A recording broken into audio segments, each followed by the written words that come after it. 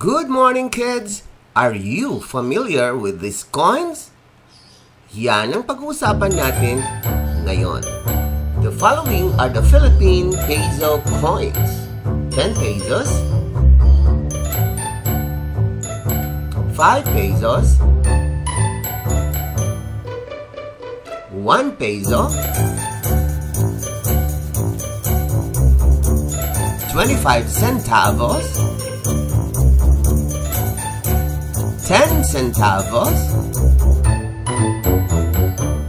5 centavos. If I will ask you 10 pesos plus 25 centavos, how much will it be?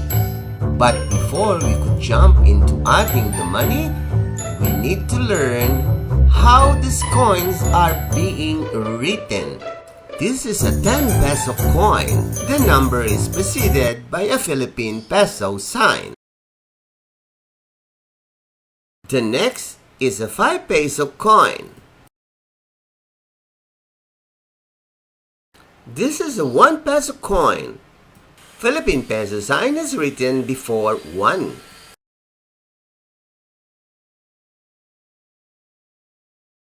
This is a 25 centavo coin. It is written like this. There is also another way of writing 25 cents. However, if you are computing or adding, this is how you are going to write them.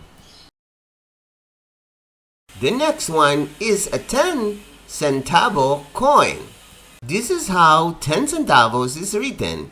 It can also be written like this.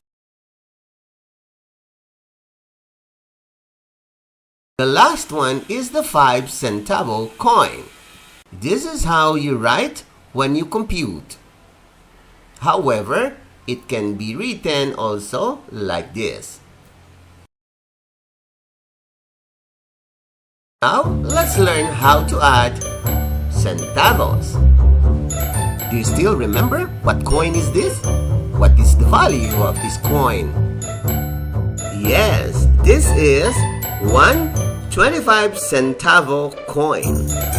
This is another 1.25 centavo coin. Now we are adding two 25 centavo coins.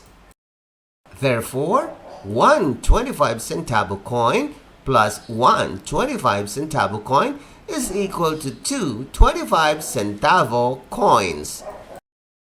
Class, what symbol is this for? Anong mathematical operations ito ay ginagamit? Plus sign is used in the mathematical operation called addition. Now let's start adding 25 centavos plus 25 centavos is equal to 50 centavos. How much money do I have? This is a 1 peso coin. And this is a 25 centavo coin. How much money do I have? Since we are adding two coins together, we'll be using this symbol. This is one 1 peso coin. This is another coin worth 25 centavos. If we add 1 peso plus 25 centavos, how much will it be? 1 peso plus 25 centavos is equal to 1 peso and 25 centavos. How much money do I have? Let's have another example. How many coins did you see? There are 4 25 centavos. Let us find the total.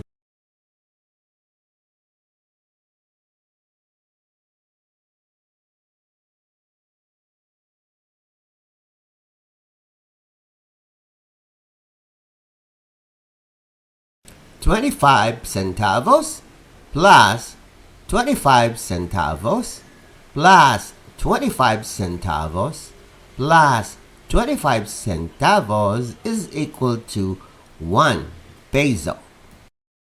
So, 4 25 centavo coins is equal to 1 peso.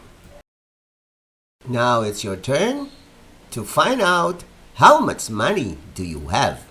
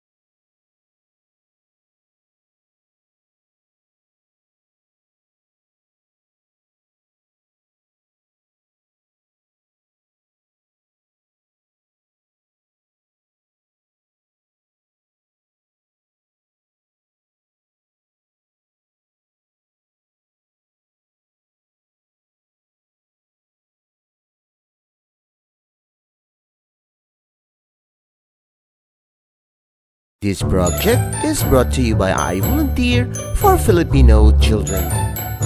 Just remember, this is my personal advocacy and it is free. Anyone may join.